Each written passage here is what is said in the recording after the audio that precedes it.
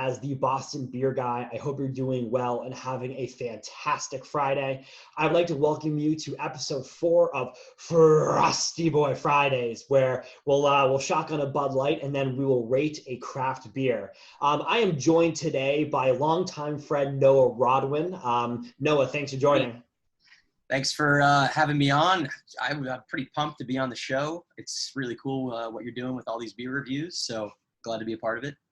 Appreciate it, Noah. And, a little backstory, Noah and I went to high school. We ended up actually going to the same college together. So it's cool to have a Hobart alum on, NEIPA alum, and it's cool to find, another person who pretty much, I knew from childhood that loves craft beer as much as I do. So now that we got that over with, let's start. So we're gonna do the shotgun here. Oh boy. So I'll warn you guys, it's been a while since I've shotgunned a beer. I think probably college 2 years ago, so I'll do my best. It's been a while too for me. It's been about a week. Yeah.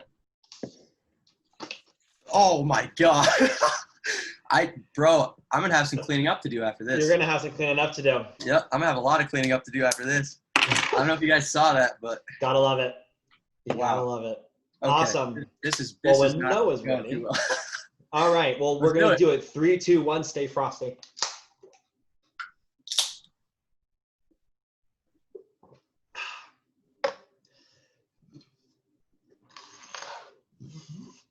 I'm telling you, week by week they get better. Hey, listen.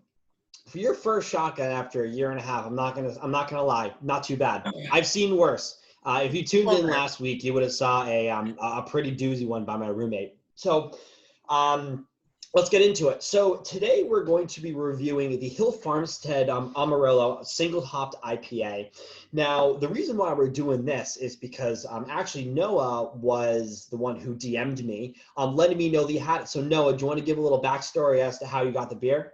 Yeah, so I heard about Hill Farmstead, I think it was a couple of years ago, from a friend. And to be honest with you, I didn't think much of it. I thought, hey, it's just like a random brewery because it's in the middle of nowhere in Vermont. It is in the literal middle of nowhere. He convinced me to go there and try it, and it changed my life. I mean, I remember the first pour I had at their bar, and I'm not joking. It's like no beer, no drink I've ever had in my life. That's what gets it. I mean, if you look online right now, Hill Farmstead is actually rated one of the number one breweries in the world. And, Edwards or the Edward is a, very popular beer. The cool thing about Hill Farmstead is, they've been around for a really long time. I've done some research and, the land that they're on is in with the eighth generations. And they actually founded the town that they're in. So Greensboro and North Greensboro were actually founded by the founders of Hill Farmstead, which is pretty cool. So that's kind of cool. And, they brought everything together. So I'm excited. So now let's talk a little bit about the glasses we're drinking out of, because if I'm a big glass guy. I'm going to be drinking out of the Good Fire Brewing. I don't know if you can see the logo here.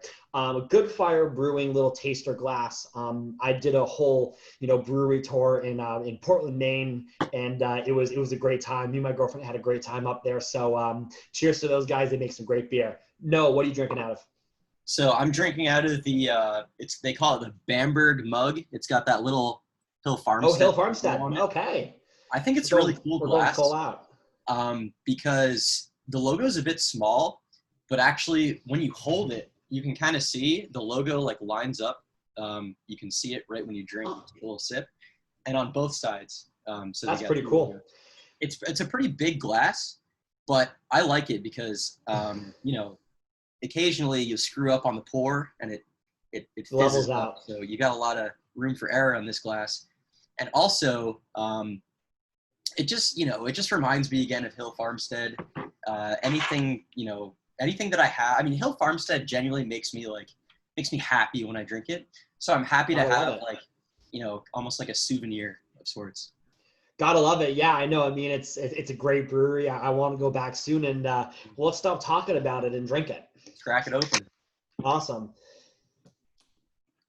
So it pours a great color. I mean, this is a great colored beer. I mean, again, it's a single hopped IPA, obviously with Amarillo hops. I got an absolutely perfect glass for this, There you as you go. guys can tell. So you can see it's a little bit of a sort of amber-ish, yellowish, orangish color to it. It's got some great head on it. I mean, it looks like an incredible frosty and tasty beer. So let's do a quick smell test, kind of see what we smell, or sorry, smell what we smell, and then we'll drink it. So, I mean, you can smell the hops kind of really front forward right away. It really kind of bursts out and, you know, really shows the hops at the beginning. So I'm going to take my first drink as well as Noah. So let's do it. Cheers.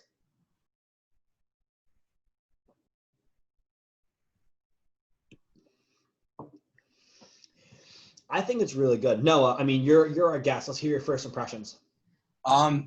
This beer, I think it's special because it's not like there's a lot of East Coast IPAs, and this one's special because you can really tell it has its own character in a sense. Like it's not just like a boring I wouldn't say it's a session IPA, and I wouldn't say it's like a heavy hopped IPA.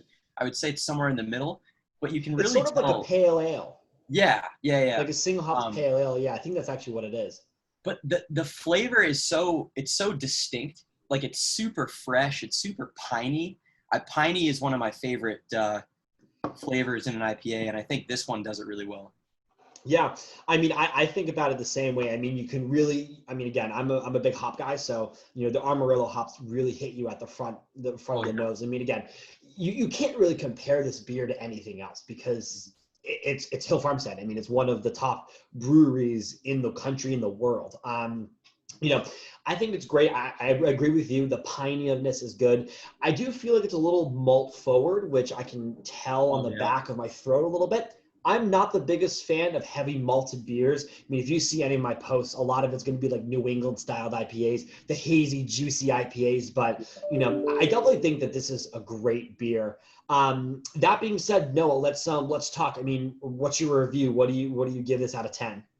I mean, it's hard for me to give like Hill Farmstead anything below a 7. Understandable. I think I'm gonna have to go with I'd say 8.5 on this one, maybe 8.75. Okay, so which one is going to be 8.7 or 8.75? I'll do 8.75. Okay, all right, I like that. You know, again, I've had some of the great beers. The Edward, you know, they have. I mean, the cool thing about them is they name all their beers like a first name basis, which is kind of funny. I mean, if you go on their website, they have 78 beers on tap. I really like this beer. I mean, it's one of those that you can really just enjoy on any sort of day or occasion. I would probably give this a 7.85. Fair. I think it's still a great beer. It's just something where, you know, my scale of, you know, the beers is more on the New England IPA side. And so in an IPA, or sorry, pale ale, it's a great beer. And again, 7.85 is a great review. It's a great beer. I definitely wish I had more of this. But yeah, I think that's kind of the way it's going to be. Well, awesome, Noah. Listen, I appreciate you being on the show, and I hope to have you come on again. Hey, cheers. Of course. Cheers.